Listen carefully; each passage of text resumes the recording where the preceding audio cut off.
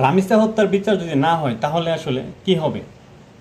দেখুন, রামিসাকে যদি আপনারা শুধু একজন অন্যের মেয়ে, অন্যের বোন হিসেবে না দেখে যদি নিজের মেয়ে, নিজের বোন হিসেবে দেখেন, তাহলে বিষয়টা বুঝতে পারবেন বিষয়টা আসলে কতটুকু কষ্টের। আমার একটি ছেলে আছে, বয়স 5 বছর চলে, ওর নাম আইমান। ওকে ওর একটা সমবয়সী বাচ্চা মানে কিছুদিন আগে, 2-3 দিন আগে মানে কাঁটা চামচ দিয়ে পায়ের মধ্যে একটি আঘাত করে, 2টা ছিদ্র হয়ে যায়। ওর পায়ের ছিদ্রটা আমার কাছে মনে হয়েছে আমার কলিজাতে গিয়ে ছিদ্র হয়েছে। তো ঠিক এরকমই আসলে যখন নিজের মনে করে দেখবেন তখন বিষয়টা যতটুকু ফিল করতে পারবেন, অন্যের হিসেব করলে তা আপনি আসলে এতটা ফিল করতে পারবেন না। যেমন স্বরাষ্ট্রমন্ত্রী সাহেব বলল কি, আমরা মানে এখন মধ্যযুগে নেই, আমরা এখন মধ্যযুগে নেই, আমরা এখন আধুনিক যুগে। তো আপনাকে বলতেছি, আপনার আধুনিক আইন কি করতে পেরেছে?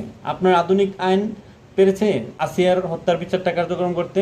যে আধুনিক আইন অন্যায়ের বিচার না করে উল্টো আরও অন্যায়কারকে জনগণ ট্যাক্সের টাকা দিয়ে খাওয়ায়, পড়ায়, শ্বশুর বাড়ির মতো জামাই আদর করে, সেই আধুনিক আইনে আমরা বাংলাদেশের মানুষ চাই না। সেই আধুনিক আইনের কোনো প্রয়োজন নেই আমাদের। আপনারা কি জানেন আসামিরা, যারা এই সমস্ত কাজ করে, যে আসামিরা বাংলাদেশের আইনকে, বাংলাদেশের জেলকে একটি শ্বশুর বাড়ির মতো মনে করে?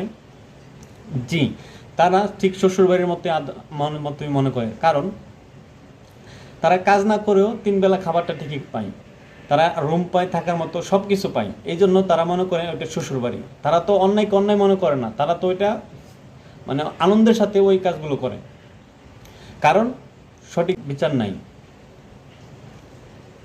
ওই সুয়েল জানোয়ারের বাচ্চা যেই কাজটা করেছে, ওর সাথে ঠিক ওই রকম সেম যেরকম করেছে, ঠিক তার সাথে ওই রকম একটি বিচার তার প্রাপ্য।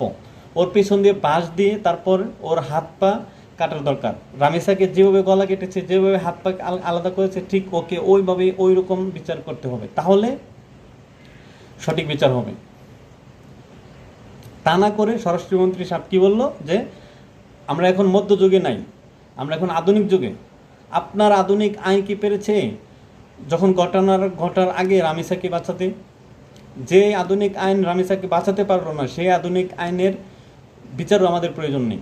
স্বরাষ্ট্রমন্ত্রী সাহেব, আপনাকে বলতেছি, রামিসা যদি আজকে আপনার মেয়ে হতো, আপনার বোন হতো, আপনার কিছু হতো, তাহলে আপনি এগুলো বলতে পারতেন না।